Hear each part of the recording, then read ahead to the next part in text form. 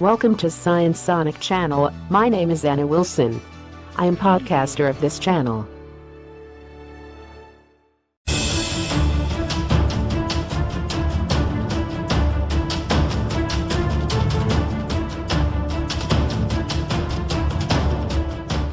We devote around 7 to 8 hours to sleep each night in adulthood and 10 to 12 hours in childhood. This amounts to around 200,000 hours in our first 60 years of life. Not getting enough sleep does a disservice to our brain and physical health. But how can we improve our chances of getting a good night's rest? 1. Silence the mind. Trying to fall asleep can be tricky, especially when thought chatter is involved. Instead of dozing off, we reflect on the activities of the day and events of the past. Negative thoughts tend to surpass positive ones and can set in motion a train of worry and anxiety. Strategies to shut down thought chatter include meditation, praying, listening to music, or simply feeling at peace and contented. Accepting the notion that everything else can wait till the morning will help. For most things, you can sleep on it. 2.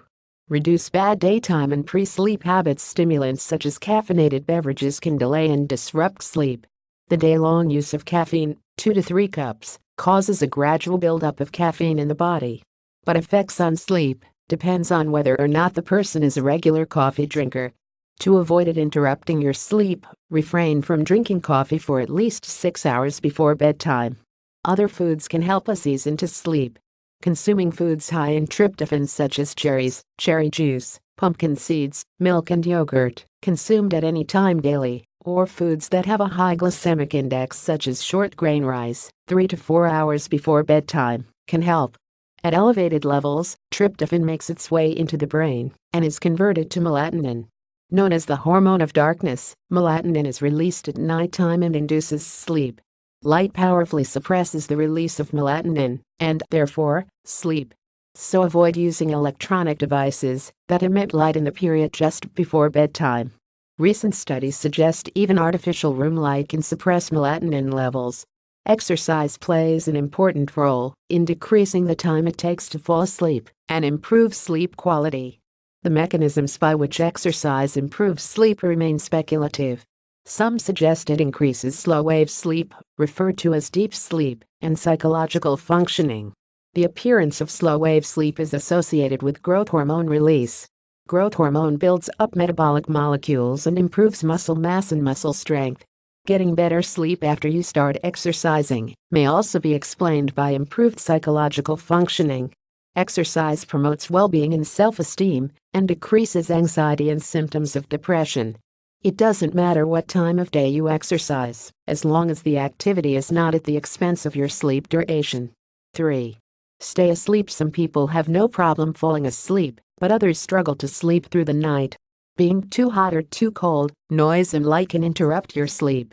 Make sure your bedroom is quiet, dark and cool. Around 20 to 22 degrees centigrade is optimal. A full bladder will signal a trip to the bathroom and break your sleep. One way of getting around this is to stop drinking fluids 2 hours before bedtime. It takes around 60 to 90 minutes for liquids to move through the body and turn into urine. Since alcohol is a diuretic and disrupts sleep patterns, avoid it close to or at bedtime. 4. Maintain a routine. A structured bedtime and rise time will help establish your sleep-wake pattern. Sleepiness will automatically descend at bedtime. You'll also wake more easily and may not even need an alarm clock. 5. Break bad sleep beliefs. Being anxious about not getting sufficient sleep may amplify sleep problems. So can worrying about your sleep's impact on daytime functions such as thinking, memory, emotions and performance. It can be difficult to change these patterns of thinking. If you're struggling, you can seek help from a clinical psychologist. They can assist you to make the emotional and behavioral changes needed to promote healthy sleep. Rest assured that any sleep debt you incur by getting a poor night's sleep can be repaid through a catch-up sleep.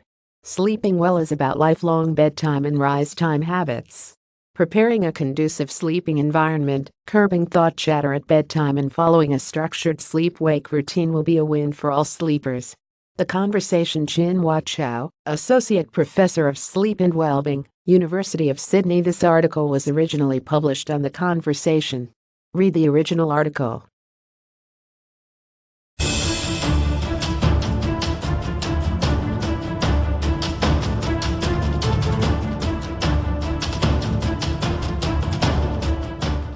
Today is Shrove Tuesday, better known to some as Pancake Day. To celebrate this glorious day of fried goodness, mathematicians from the University of Sheffield have developed a formula for the perfect pancake. The university's Maths Society collaborated with chefs from the local Meadow shopping center to create a formula that works out how much of each ingredient you need to add to the mix, taking into account your preference of thickness, pan size, and number of pancakes desired. All quantities are based on a recipe from the British TV chef Delia Smith. University of Sheffield Maths Society. If you're too busy fine-tuning your flipping technique to work out the formula yourself, the University of Sheffield has also created a spreadsheet where you can just enter your preferences and it will do the legwork for you. The quantities above are based on this Delia Smith recipe and are meant only as a guide. Gaby Thompson, president of the University of Sheffield's Maths Society and one of the formula's creators, said, "Cooking is a fun and innovative way to demonstrate how maths can be used and explored in everyday life, and we hope, by developing this formula, it will encourage more people to engage with the subject and help to combat maths phobia."